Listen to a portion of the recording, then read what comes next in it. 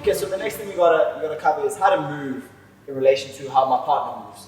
So just like we explained before, I want to stay within that range of being able to touch when I want to be able to touch, and keeping him at a range where he can't hurt me.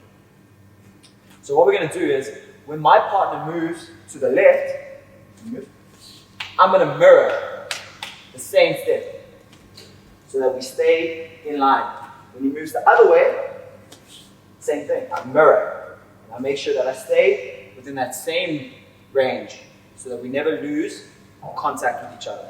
He steps back, same thing, moving in. He comes forward, I'm always at that exact same range, and this way I can track my partner's movement. A lot of times what happens is guys move, and then guys move here, and then we start circling each other and chasing each other. We don't want that. I want to keep him in front of me so that I know where my target is at all times. So when Rich moves to the side, I'm right here and I can track him. When he moves back, I'm right here and I can track him. I know I can always land my shots.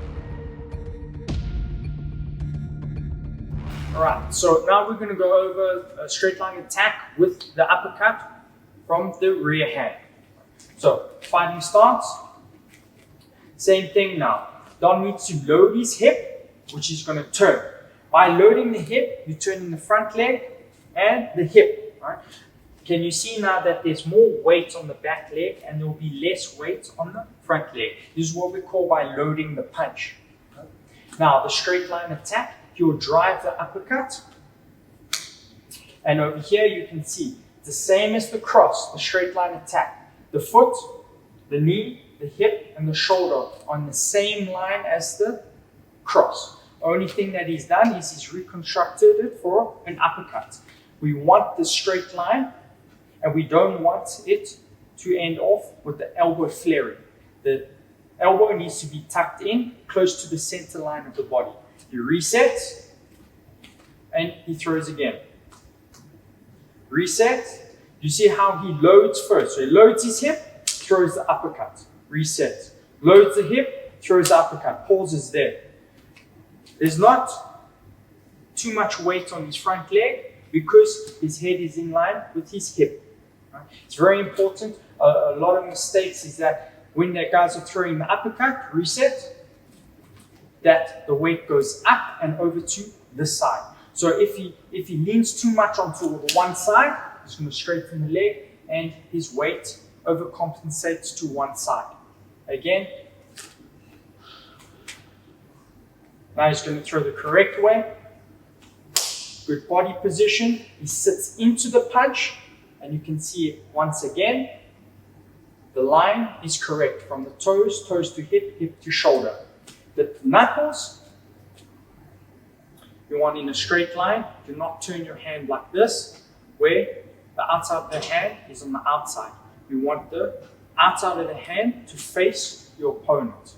Right? You can break your hand if your hand is like this. So outside of the hand is facing your opponent. Reset, and then one more. Reset.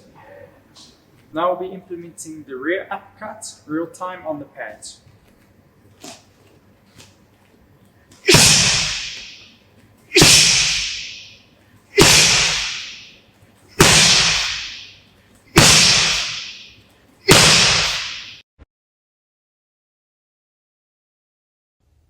So the goal, if they're punching at you, is the clinch.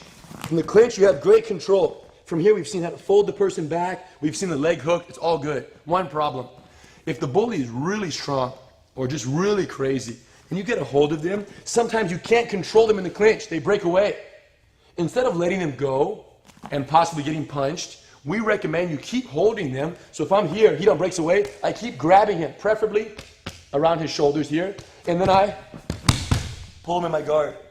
Because from the guard, I can use the punch block series. I can stay close, wrap him up, I can do the straight arm lock, I can do the double ankle sweep, and most importantly, I can block punches and tire out the bully. So we're going to pull him in our guard, pull him in our guard, pull guard is what we call it. And of course, when you stand up in this class, look, always get up in base.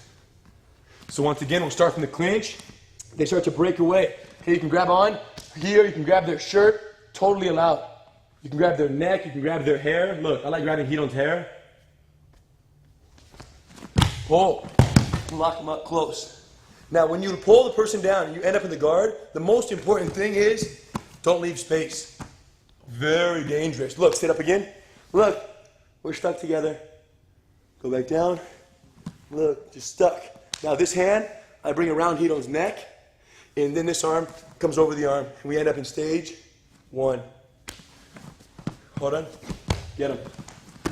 Starting from kind of a clinch. Watch, clinch. Rydo starts to break away and grab his shoulders. Now you're going to sit down and pull him in your guard. Pull back. Block your legs high and tight. Very nice. From here, freeze. I want to explain something here. Rydo, rotate to the people.